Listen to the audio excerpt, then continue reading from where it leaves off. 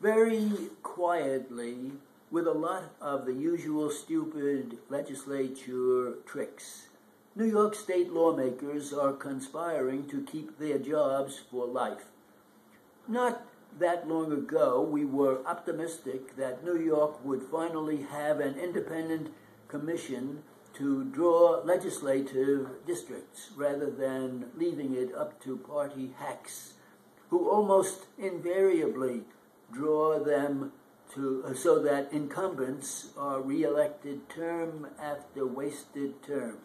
It has wasted or worked so well that legislators briefly leave office only on their own when they die, retire, or go to jail.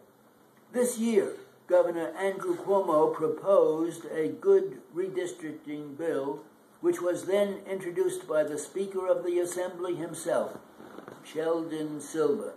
Republican senators vowed to press a sensible redistricting plan, and politicians jumped on the bandwagon of reform. Unfortunately, that was as far as it went. Despite Mr. Silver's promises of support for this redistricting commission, his bill languishes in the Governmental Operations Committee. More than 90 of 150 members of the Assembly have signed on as co-sponsors, but they have to have the bill on the floor to vote on it. Mr. Silver need only snap his fingers to make that possible. Until he does, he and the other Democrats in the majority are to blame for the gerrymandering to come. The state Senate is even worse. The Senate Majority Leader, Dean Skelos, has apparently decided he and his Republican majority can weather almost any criticism if it means they stay in power. Instead of passing the governor's bill, they passed a phony bill that would delay any independent redistricting until 2022. To see how Republicans did it last time, look at District 51 of Martin Golden's Patchwork District in Brooklyn. Both were designed to include every possible Republican household. Democratic senators are no better. When they were in the majority, they did nothing about redistricting.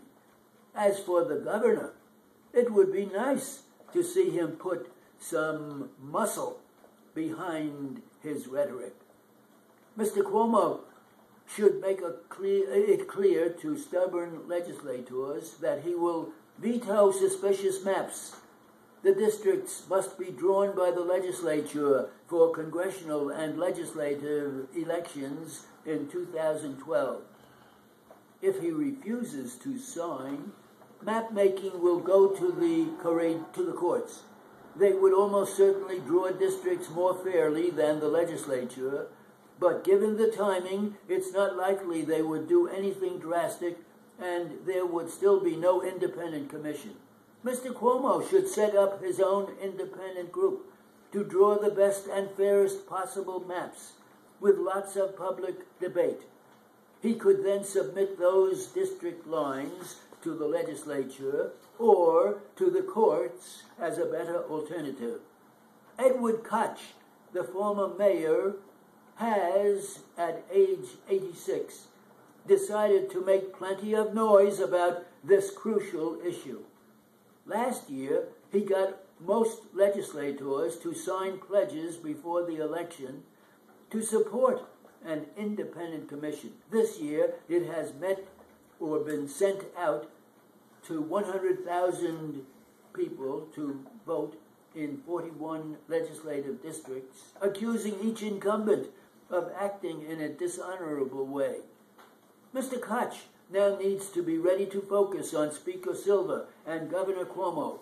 The practice of allowing legislators to draw their own districts is a basic reason that Albany's government is a national disgrace.